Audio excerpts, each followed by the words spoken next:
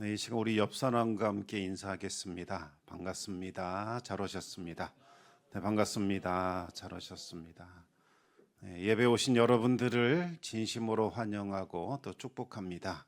우리 청담교회는 은혜가 샘솟는 교회, 부흥이 시작되는 교회입니다. 우리 하나님의 위로와 평강이 여러분과 또 여러분의 가정에 함께 하시기 바랍니다. 네, 지금 이 시간은 이제 한 해를 마무리하고 또 새로운 새해를 맞이하는 특별한 시간입니다. 지난해 송구 영신 예배 때 결단했던 것 혹시 무엇인지 기억하고 있습니까? 마음으로 다짐했던 것, 또 하나님 앞에 기도하며 결단했던 것, 또 그때 품었던 소망 혹시 기억나십니까? 1년이 지난 지금 얼마나 달라졌나요? 어떤 분은 별로 달라지지 않은 것 같습니다. 또 어떤 분은 이전보다 더 나빠진 것 같습니다. 또 어떤 분은 지난보다는 더 나아진 것 같습니다. 사람들마다 대답이 다 다를 것 같습니다. 그런데 올해 참 쉽지 않았지요. 정치, 경제, 안보, 또 국방, 외교 모든 것들이 다 흔들리고 혼란스러웠습니다. 그래서 우리의 믿음도 흔들리고 또 마음이 무너졌을지도 모르겠습니다. 그럴 때 우리 마음 한켠에는 이런 생각이 들지요. 내가 좀 노력이 부족했나? 더 열심히 살 걸 그랬나? 기도도 더 많이 해야 했고 금식도 좀 해야 하지 않았을까? 더 많은 헌신이 필요하지는 않았던가? 또 동시에 고단한 마음도 들지요. 지금도 많이 지치는데 더 이상 무엇을 더 해야 할까?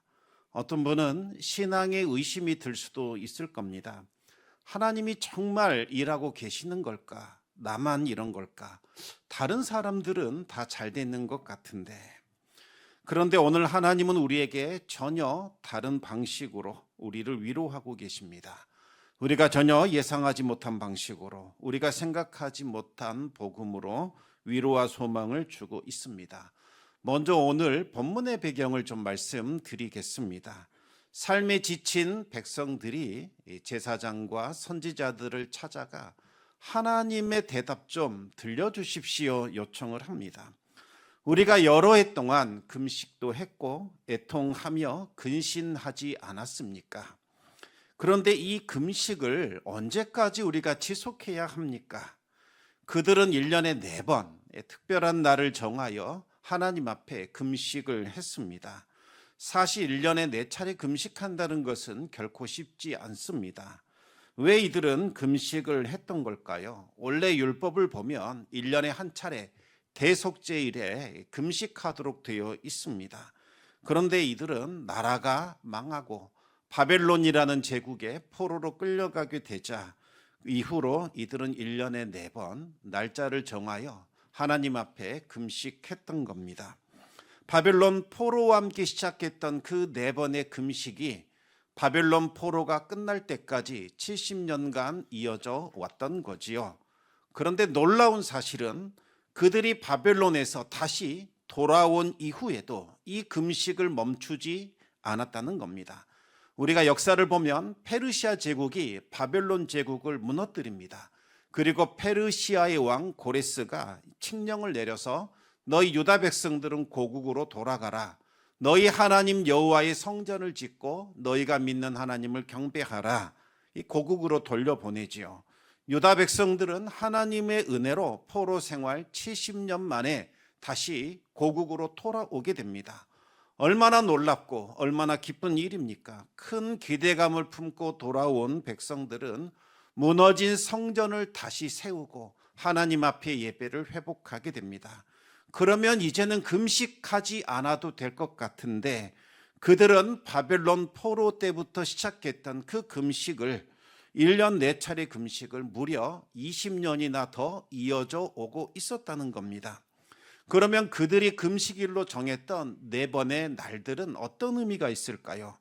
예루살렘이 바벨론의 침공을 받아 포위되던 날, 그리고 성이 무너져 돌파되었던 날, 그리고 성전이 불타 없어진 날, 그리고 마지막 희망과도 같던 지도자가 죽임을 당하고 공동체가 완전히 무너졌던 날, 이 4가지의 날들을 기억했답니다. 이 날들은 나라를 잃어버린 상실과 슬픔과 비참함이 담겨져 있습니다. 포로로 끌려간 유다 백성들은 그날에 겪었던 수치와 아픔과 괴로움을 잊지 않기 위하여 그날을 금식일로 정하여 온 백성들이 금식을 했던 겁니다. 그렇다면 그들의 금식은 단순한 종교 행사가 아니었지요. 90년을 이어온 슬픔과 상실의 신앙을 간직한 특별한 시간이었던 겁니다. 그런데 이들이 갑자기 이 금식 계속해야 합니까? 이제는 그만해도 되지 않습니까? 이렇게 물으러 왔다는 겁니다. 하나님, 우리 선조 때부터 시작되어 온 이 금식 여전히 지속해야 하는 겁니까? 이 질문은 단순히 금식 규정에 관한 질문이 아닌 거지요. 그렇다면 이들의 속내는 무엇일까요? 하나님, 우리가 이렇게 오래 금식하고 이렇게 애통하며 참아왔습니다. 그런데 왜 우리 현실은 변하지 않는 겁니까? 왜 이렇게 힘들까요? 정말 회복이 시작된 것 맞습니까? 여전히 우리가 하나님께 소망을 품고 하나님을 기대해도 되는 겁니까? 이제는 기대를 접어버리고 다른 길을 찾아야 하는 겁니까? 하나님의 뜻, 하나님의 계획 좀 알려주십시오. 여러분, 시간이 지나도 바뀌지 않는 환경 앞에서 느끼는 그 절망감, 고단함, 피곤함, 무엇보다도 하나님에 대한 서운함과 불신이 뒤섞여 있었습니다. 금식을 하고 울며 애통하면 상황이 좀 나아지겠지, 그렇게 생각을 했습니다. 좋은 일이 올 줄로 알았습니다. 그들은 지난 70년간 바벨론 포로 생활 때에 이 4번의 금식을 한 덕분에 하나님의 기적이 일어났다, 그렇게 생각을 했던 겁니다. 그래서 그때와 같은 기적이 또 일어나지 않을까, 그래서 돌아온 이후에도 20년간 이 4번의 금식을 이어왔던 거지요. 그런데 아무리 애쓰고 노력해도 상황은 변화되지 않았습니다. 그래서 좌절과 절망이 그들을 사로잡았던 거지요. 그런데 여러분, 이 모습 어쩐지 낯설지가 않습니다. 오늘날 우리들의 모습이 그들과 겹쳐 보입니다. 어쩌면 우리도 같은 마음으로 이 자리에 섰는지도 모르겠습니다. 하나님, 제가 또 뭘 더 해야 됩니까? 어떻게 해야 우리들의 삶이 더 나아집니까? 예배 더 열심히 드려야 할까요? 기도를 더 많이 해야 할까요? 제가 부족해서 이런 겁니까? 얼만큼 더 해야 하나님 만족하시겠습니까? 이제는 지쳤습니다. 그런데 여기서 놓치지 말아야 할 것이 있습니다. 우리는 결과가 마음에 들지 않으면 가만히 자기 자신을 돌아보면서 나와 하나님과의 관계가 지금 제대로 작동되고 있는가를 점검하기보다는 자꾸 다른 데서 원인을 찾는다는 거지요. 어떤 때는 내가 부족해서 그런가 보다 자책하기도 하고, 또 어떤 때에는 내 기도가 부족한가 보다, 금식 안에서 그런가 보다, 내가 열심히 헌신하지 않고 봉사하지 않아서 그런가 보다, 이렇게 생각을 합니다. 또 어떤 때에는 다른 사람이나 환경 탓을 하게 되지요. 물론 우리는 외부의 환경에 큰 영향을 받는 연약한 존재들입니다. 환경이 힘들고 시대가 흔들리면 우리의 마음도 흔들리게 되지요. 매년마다 대학 교수들이 그 해를 대변할 수 있는 사자성어를 투표를 통해 선정하는데, 올해는 혹시 뭐가 선정된지 아십니까? 변동불거, 이 단어가 선정되었다고 합니다. 변동불거 무슨 뜻일까요? 변한다, 동, 움직인다, 불거, 거하지 못했다. 무슨 말이냐면 자꾸 변하고 자꾸 움직이다 보니까 제자리에 있을 수 없었다, 이런 뜻입니다. 올해 온갖 어려움들이 정말 휘몰아쳤습니다. 그래서 서 있는 것 자체도 힘들었고 한 걸음만 옮겨도 중심이 흔들려 위태로웠습니다. 그러니 세상이 너무 급변했습니다. 경제가 좋지 않았어요. 정치가 혼란스러웠지 않습니까? 충분히 항변할 만합니다. 유다 백성들도 마찬가지였을 겁니다. 우리는 너무 연약했지만 대적들은 너무 강하지 않았습니까? 우리는 숫자도 적었고 경제적으로도 힘들었어요. 우리를 도와주는 자들도 없었지 않습니까? 우리가 그렇게 금식하며 애통하며 근신했지만 하나님조차 우리를 돕지 않으셨습니다. 그런데 과연 그것이 문제의 핵심이었을까요? 하나님은 그보다 더 중요한 본질에 대하여 말씀하고 있습니다. 너희에게 위기가 찾아온 것은 너희의 흔들리는 상황 때문도 아니었고 너희가 금식이 약해서도 아니었다. 그 상황 속에서 너희들은 나를 붙들었느냐? 너희들이 드리는 그 예배와 너희의 금식에 과연 내가 있었느냐? 하나님은 그들에게 금식을 더해라 이렇게 말씀하지도 않으셨고 충분하다 금식을 그만해라 이렇게 말씀하지도 않으셨습니다. 그 이유는 금식이나 애통함 그 자체가 문제의 본질이 아니기 때문이지요. 하나님은 이렇게 물으셨습니다. 너희가 금식할 때에 정말 나를 위하여 금식했느냐? 그 금식이 너희들 자신을 위한 것이었는지 하나님을 위한 것이었는지 물으신 겁니다. 이것이 핵심입니다. 여러분, 우리가 드리는 예배와 우리가 드리는 기도 누구를 위한 겁니까? 예배와 기도는 우리가 하나님께 드리는 거지요. 그것이 본질입니다. 그런데 가장 본질적인 부분을 우리가 놓칠 때가 많습니다. 그래서 예배를 하고 기도를 드려도 영적인 메마름과 공허함을 느낄 때가 있습니다. 더 이상 못하겠다. 이 정도 하면 됐지. 나도 충분히 할 만큼 했다. 바로 그때 하나님은 좀 더 열심히 해봐 이렇게 말씀하시는 것이 아니라 너희는 나를 만나고 있느냐 물으십니다. 아무리 금식을 하고 예배 드리고 기도한다 할지라도 하나님과의 만남이 빠져 있고 하나님과의 관계가 깨져 있다면 아무 소용이 없지요. 너희가 금식 100번 한다 할지라도 그 안에 내가 없다면 소용이 없다. 나를 향한 마음이 먼저다. 그런데 하나님은 그들의 잘못을 꾸짖고 지적하는 것으로 말씀을 끝내지 않으셨습니다. 오히려 그들을 향한 놀라운 회복을 선언하십니다. 우리 함께 본문 19절 말씀을 같이 한번 읽어보겠습니다. 만군의 여호와가 이같이 말하노라. 넷째 달의 금식과 다섯째 달의 금식과 일곱째 달의 금식과 열째 달의 금식이 변하여 유다 족속에게 기쁨과 즐거움과 희락의 절기들이 되리니 오직 너희는 진리와 화평을 사랑할지니라. 아멘. 참으로 놀라운 말씀입니다. 하나님은 금식을 없애는 분이 아니라 금식 자체를 완전히 새롭게 바꿔주시는 분이십니다. 슬픔의 그 금식을 기쁨의 절기로 바꿔주십니다. 이것이 복음입니다. 하나님은 우리의 아픈 시간들을 지워버리는 것이 아니라 그 시간의 의미를 새롭게 만들어주시는 분이십니다. 금식이 기쁨의 절기가 된다는 것은 슬픔이 없어진다라는 뜻이 아닙니다. 그 슬픔이 더 이상 너를 삼키지 못할 것이다. 그런 의미이지요. 멸망했던 기억이 이제는 은혜의 기념으로 바뀌게 될 겁니다. 눈물의 날이 헛된 시간 낭비가 아니라 회복의 증거가 된다는 거지요. 올해 지나간 시간들 혹시 금식처럼 쓰리고 무거웠습니까?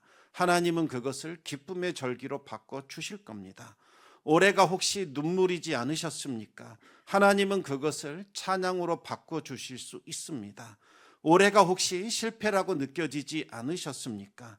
하나님은 그것을 성장을 위한 하나의 훈련과 연단으로 바꾸어 더 큰 회복과 성장을 주실 수 있습니다. 그런데 19절 끝에 보면 이와 같은 말씀이 덧붙여 있지요. 오직 너희는 진리와 화평을 사랑할지니라. 하나님이 원하시는 것이 무엇인지 그 본질이 나옵니다. 바로 진리와 화평을 사랑하는 겁니다. 그런데 이 말을 자칫 잘못하면 오해할 수 있습니다. 금식이 기쁨의 절기로 바뀌려면 진리와 화평을 먼저 사랑해야 하는구나. 여러분, 그런 조건을 붙이는 것이 아닙니다. 금식이 기쁨의 절기가 되려면 금식이 원래 있어야 할 자리, 바로 사랑과 화평의 자리로 돌아가야 한다. 그런 뜻이지요. 여러분, 왜 금식합니까? 왜 우리가 금식할까요? 금식은 본래 하나님 앞에서 정직해지려고 하나님과 깨어진 관계를 회복하려고 하는 거지요. 여러분 혹시 이런 기억 있을 겁니다. 내가 정말 누군가에게 잘못했다. 죽을 죄를 졌다.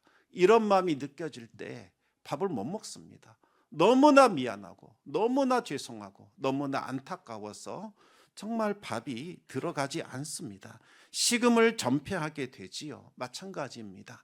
하나님 앞에서 우리가 죄를 깨달을 때에 참 우리가 잘못했구나 그 사실을 알게 될 때에 우리는 밥을 먹을 수가 없지요. 하나님 앞에 엎드려 용서를 구하게 됩니다. 하나님, 정말 잘못했습니다. 용서해 주십시오. 이것이 금식입니다. 금식은 하나님께로 돌아가려고 사람과의 화평을 이루려고 하는 과정인 거지요. 그런데 이스라엘이 했던 금식은 하나님을 향한 금식이 아니라 자기 자신을 위한 금식이었던 겁니다. 하나님, 우리 힘들어요. 우리 사정을 좀 봐주세요. 들어주실 때까지 우리 밥 먹지 않겠습니다. 여러분, 이것은 하나님이 원하시는 금식이 아니라 하나님과 거래하기 위하여 떼쓰는 것에 불과합니다. 그 금식에는 하나님을 향한 마음이 들어있지 않습니다. 그래서 하나님은 금식을 없애는 것이 아니라 금식이 진짜 무엇을 위하는 것인지 알려주신 겁니다. 진리와 화평을 사랑하라. 이 말씀은 금식과 따로 떨어진 어떤 말씀이 아니라 금식을 참다운 금식되게 만들어주는 본질입니다. 하나님이 원하시는 것은 우리가 굶는 고통스러운 행위가 아니라는 거지요. 하나님 앞에서 우리가 진실해지는 것, 사람들과 화평을 맺는 것, 바로 이 마음입니다. 하나님과의 관계가 회복되는 겁니다. 새해가 되면 우리는 이렇게 기도합니다. 하나님, 올해는 복 좀 주세요. 사업 잘 되게 해주세요. 관계 좀 회복시켜 주십시오. 건강 주세요. 필요한 기도입니다. 중요한 기도이지요. 그런데 하나님은 그보다 먼저 우리에게 묻는 것이 있습니다. 너는 무엇을 지금 사랑하고 있느냐? 과연 너 안에는 내가 있느냐? 나는 너에게 어떤 의미이냐? 주님이 먼저 그것을 물으신다는 겁니다. 여러분, 진리를 사랑한다 무슨 말입니까? 하나님 앞에서 정직해지는 것을 말합니다. 내 마음 있는 그대로 하나님께 보여드리고 나의 말을 꾸미지 않고 내 잘못을 변명하지 않는 것을 말하는 겁니다. 이 정도면 괜찮아. 스스로를 위로하거나 속이는 마음을 내려놓고 하나님 앞에 벌거벗은 모습으로 서는 것, 이것이 바로 진리를 사랑하는 거지요. 그러면 화평을 사랑한다는 것은 무슨 말일까요? 한마디로 말하면 깨어진 관계들을 다시 회복하는 것을 말합니다. 여러분 안에 해묵은 갈등, 좋지 않은 감정 있다면 계속 품지 마시고 화해를 향해서 한 걸음 내디뎌 보시기 바랍니다.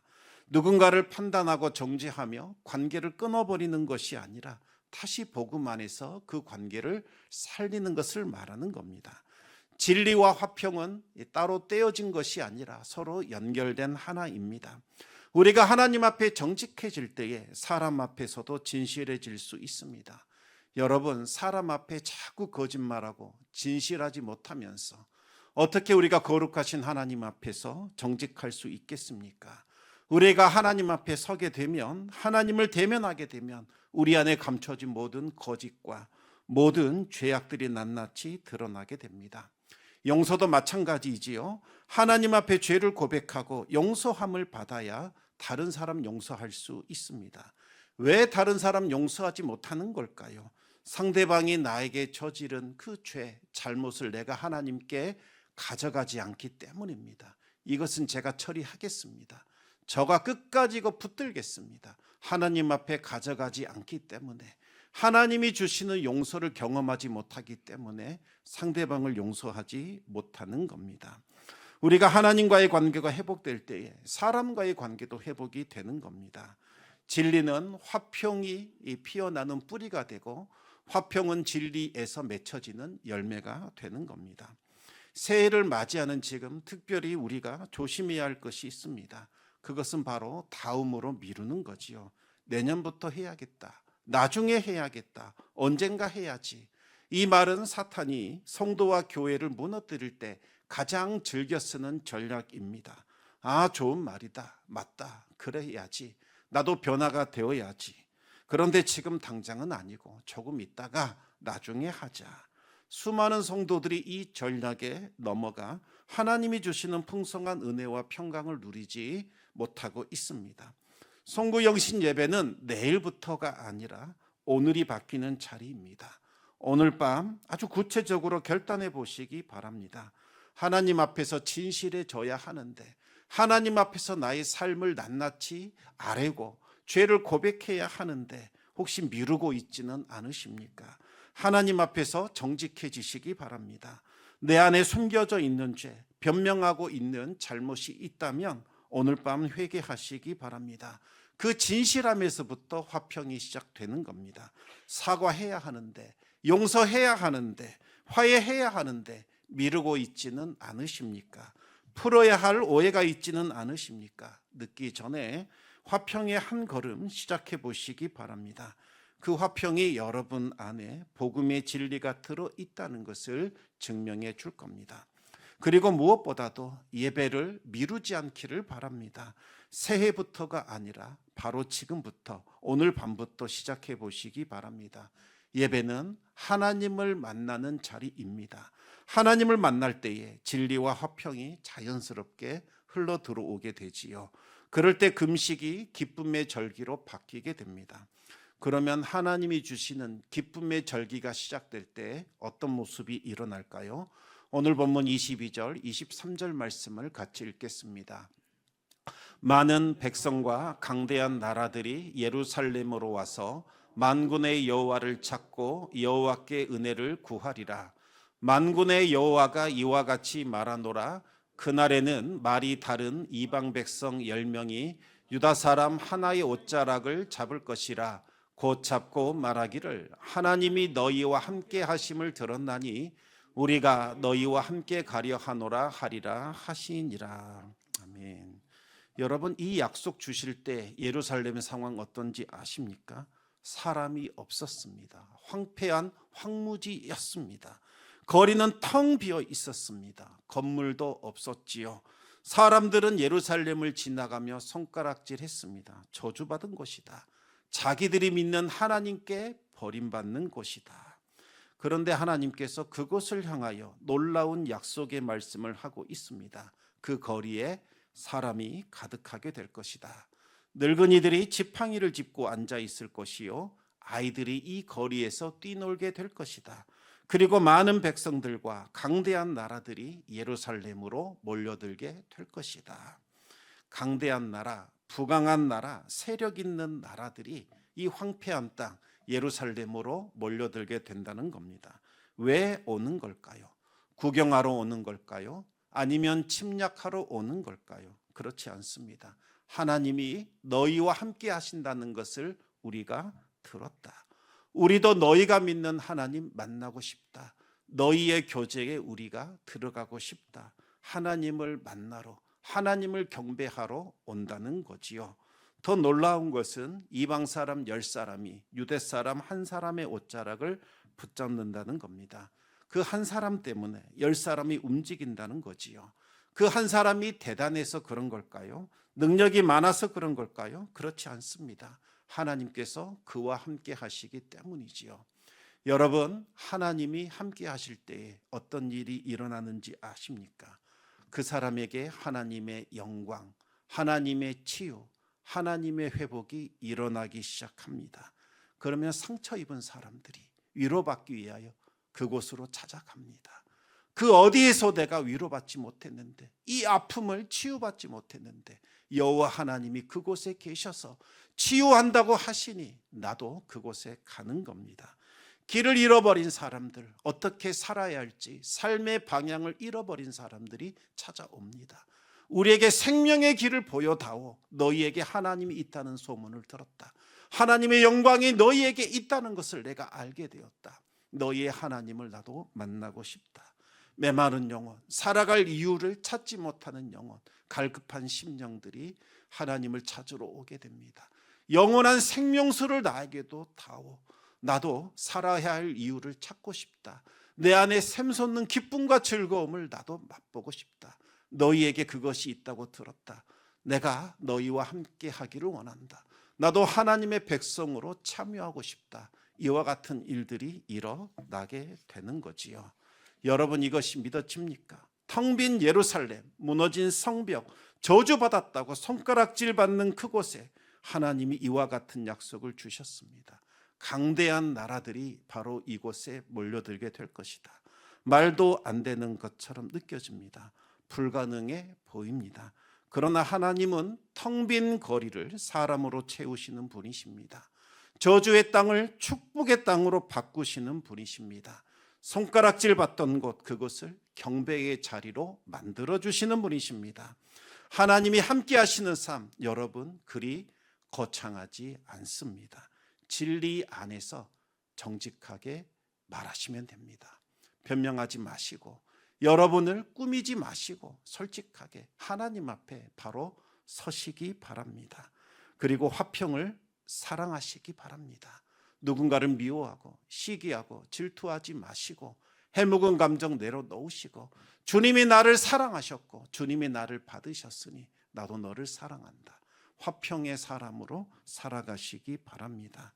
그 사람을 통하여 긍휼이 흘러넘치기 시작합니다. 그러면 치유가 일어나지요. 눈물이 흐르면서 마음의 위로를 받게 됩니다. 네 옆에 있으면 너에게서 따뜻한 빛이 흘러나온다. 나의 이 초라한 마음이 너로 인하여 녹아져 내리는 것 같고 보잘것없는 내가 너로 인하여 존귀하게 느껴지는 일들이 일어난다. 내가 아무 소망 없이 살아왔는데 너를 보면 살아야 이유가 생겨나는구나. 여러분 이것이 바로 하나님께서 우리를 변화시키는 방법이지요. 예배는 습관이 아니라 하나님을 실제로 만나는 자리가 되는 겁니다. 그 모습 볼 때에 세상이 이렇게 말한다는 거지요. 저 사람은 뭔가 다르다. 저 사람은 정말 하나님 믿는 사람 같다. 저 가정은 정말 하나님이 함께 하시는 임마누엘 가정, 복이 흘러넘치는 가정 같다. 저 교회 참 다르다.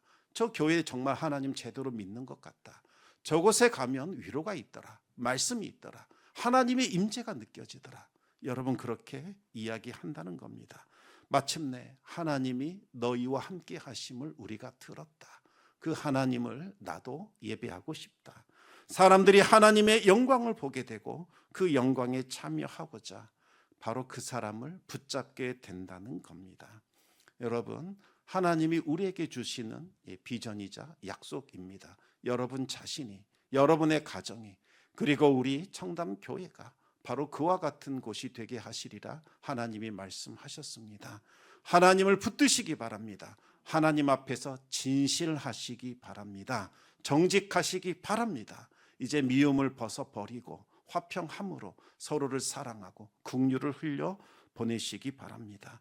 여러분의 모든 눈물과 여러분의 금식과 여러분의 고통은 이제 주님께 맡기시고 주님의 함께 하심, 주님의 임재가 드러나게 해달라고 기도하시기 바랍니다. 그러면 그 모든 금식을 기쁨의 절기로 바꿔주실 겁니다. 하나님이 우리와 함께 하신다는 그 놀라운 소문이 주변 사방에 들리게 될 것이요, 여러분들에게 화평과 평강과 은혜와 풍성한 삶이 나타나게 될 겁니다. 오늘 밤 그 하나님 붙들고 기쁨의 새해를 열 수 있기를 우리 주님의 이름으로 축원합니다.